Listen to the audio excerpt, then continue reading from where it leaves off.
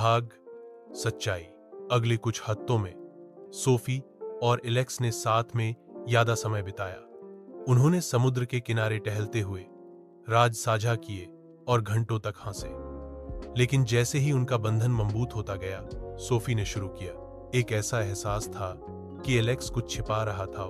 उसकी आंखों में एक उदासी, एक खामोशी जो उसने कभी नहीं बताई। एक शाम, जैसे ही वे समुद्र के ऊपर एक चट्टान के किनारे पर बैठे थे, सोफी उस ना को अनदेखा नहीं कर सकी। लगातार कुछ महसूस न करने की भावना। एलेक्स, क्या हो रहा है? उसने धीरे से पूछा। उसकी आवाज एक फुसफुसाहट से ऊपर मुश्किल से थी। तुम्हें क्या परेशान कर रहा है? एलेक्स उसकी ओर मुड़ा। उसका भाव गंभीर था।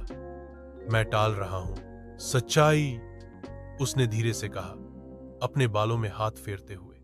सोफी, मैं केवल यहां मिलने नहीं आया हूं, मैं तुम्हारे लिए वापस आया हूं। सोफी भ्रम में पलकें झपकाई। तुम्हारा क्या मतलब है? हम अभी मिले हैं। एलेक्स ने गहरी सांस ली। मैं तुम्हें तुम जितना सोचती हो उससे कहीं ज्यादा समय से जानता हूं। मुझे तुमसे बहुत पहले मिलना था, मैं बस अभी तक नहीं जानता था।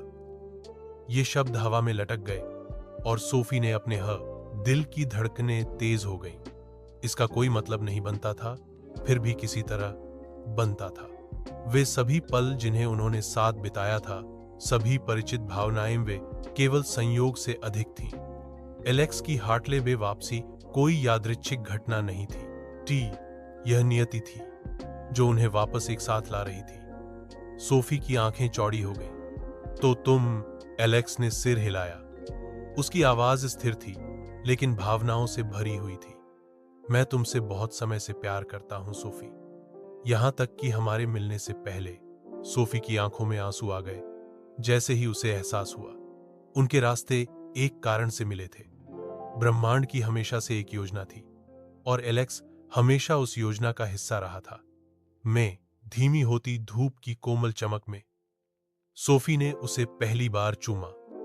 उसे अब और सवाल करने की जरूरत नहीं थी। प्यार ने उस तक अपना रास्ता फिर से बना लिया था, उस व्यक्ति के द्वारा जो अब तक वहां नहीं था। और इस बार सोफी जानती थी कि वह इसे जाने नहीं देगी। समाप्त।